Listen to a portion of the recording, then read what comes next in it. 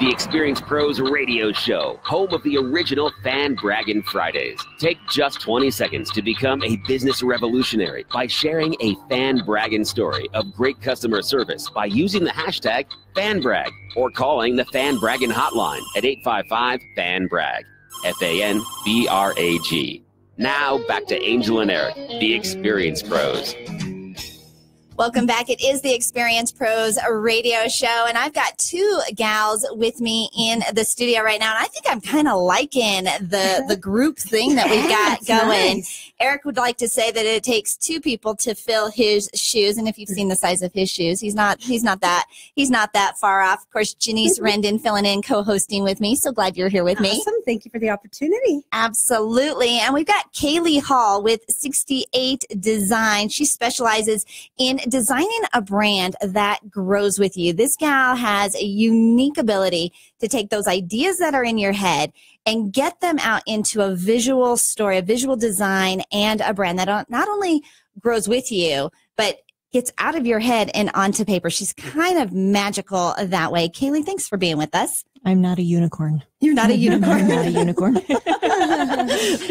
You kind of are magic when you think about when people are starting to talk about their brand, what they stand for, what their brand promises. The fact that you can actually put that into a logo, put that into colors, put that into design, I think that's magic. It is. It is. It is kind of magical for them because of how it affects people. Yeah, if you're excited about your brand, it makes it that much easier to pursue your business because it's one less thing you have to worry about. Mm-hmm. If it's kind of falling short, or maybe you design, you had something designed when you started your business and you've kind of outgrown it. What do you mean by outgrown it? Because that's interesting. Yeah, that's a great thought. Yeah, really? A lot of people do outgrow their brands. In a lot of cases, because you see it every day. I mean, and sometimes you do get tired of seeing your own brand, especially if it was something that you arrived at kind of cheaply, or you had to throw something together. You had somebody's brother's sister, friend, something, somebody who just designed it for you, and it no longer fits your business. It did at the time, but you've outgrown it. And as it could be kind of a stopgap from you actually expanding your business because you don't feel like that one piece is something you can actually step off. That's true. And everything. So you're right. It seems to be a big case for a lot of people. So what I'll do is I'll talk to people who have existing logos, and we can breathe new life into it, make them excited about it, again, or I'll just do brand new logos for brand new businesses. Just love it. How often does that come up, do you think? I probably do about 60 logos a year. 60. Wow. Yeah. Okay. Yeah. All right. So it's pretty, I never knew, although I'm the logo queen, apparently. There's not a lot of graphic designers that will do logos. They have no interest in doing them because it's interesting. They call it brain damage because there's a lot of things you have to take into consideration. It's not just the business, but it's the person who represents the business, the owner, the client, that kind of thing. Because if it's not an extension of them, there's a little bit of a disconnect. You have to be proud to hand out your business card. And having it grow with you. Yes. A lot of businesses, they get into business for one thing, and as their business grows, they start adding services and products and everything, and the logo is falling short. So sometimes it's something as simple as changing the color because they found out, because colors have meaning, they have personality kind of thing.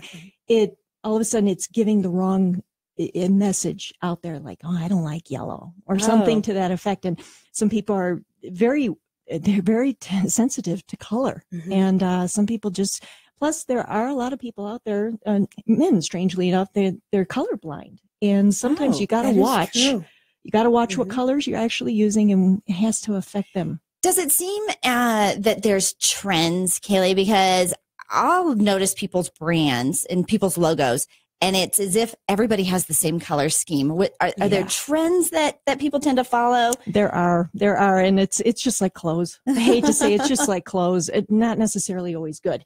Like neon colors, they come back and you're like, really? That should have never come in at all. But I mean, like greens and blues, that's a big combination right now with sustainability, money, all the stuff that kind of brings that in. Also, blue tends to have this corporate look. And some people don't want to be seen as this corporate look. It looks like it's unapproachable in some way.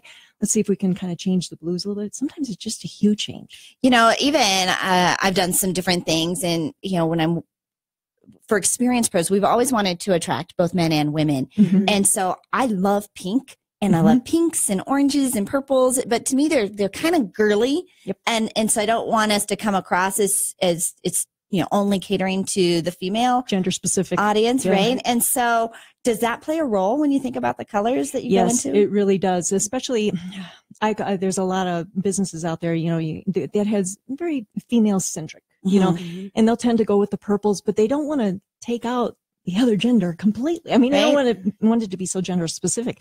So we kind of look at the personalities of colors, the strength that each color actually has, the meaning behind them, or the perceived, energy that actually gives. Right. So we try and bring in those colors. You like pink. It's like, well, maybe we can bring a strip of the pink so it gives a little bit of you. But if it was you and Eric, Yeah. you have to bring in a little bit of his color He needs in there to be, too. he Right. needs to be in It's there as okay. well. Yeah. And if it's a partnership or something, you do have to take that into consideration. That's where the conversation comes in. That's where I can pull out the things that I feel are very, very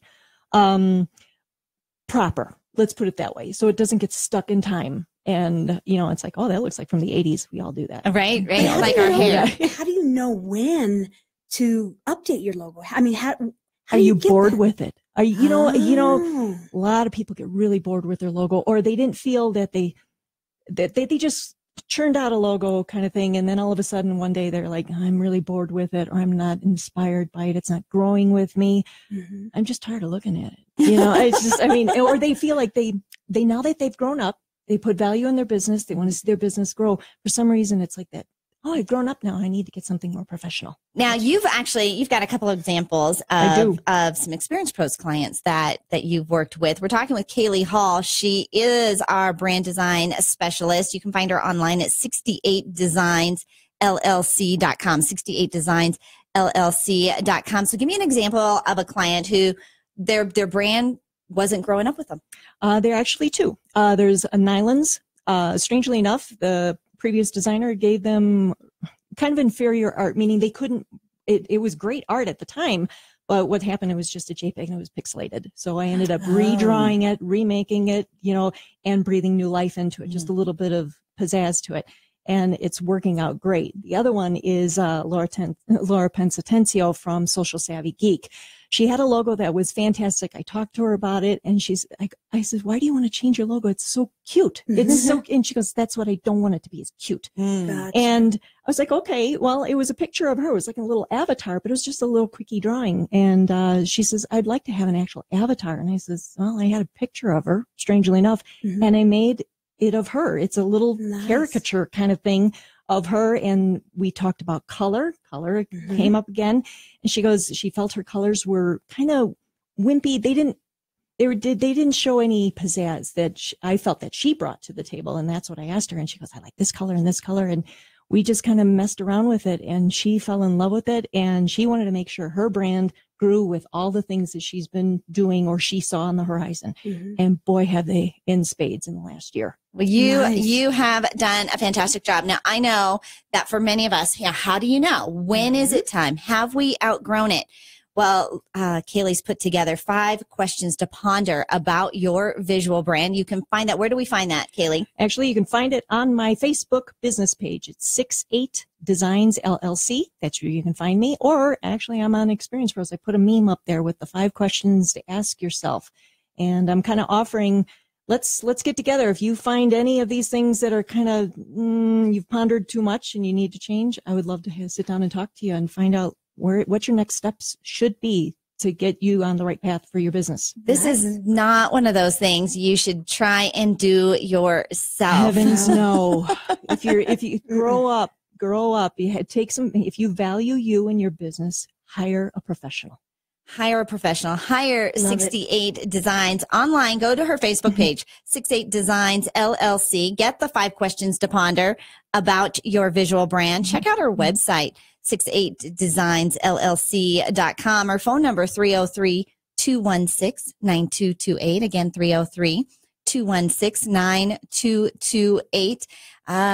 It's really good time as we go into this new year to look at everything and make sure everything matches. Everything's growing up with you. Everything is consistent.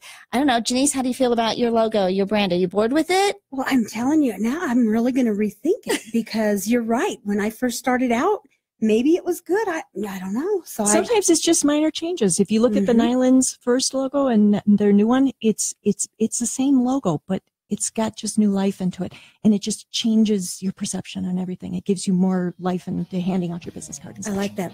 New life into your brand. If you've outgrown it, grow up with 68 Designs LLC.com. Again, follow her on Facebook or call her 303-216-9228. We're empowering you to build your brand on the radio. Check us out at massivemediaexposure.com.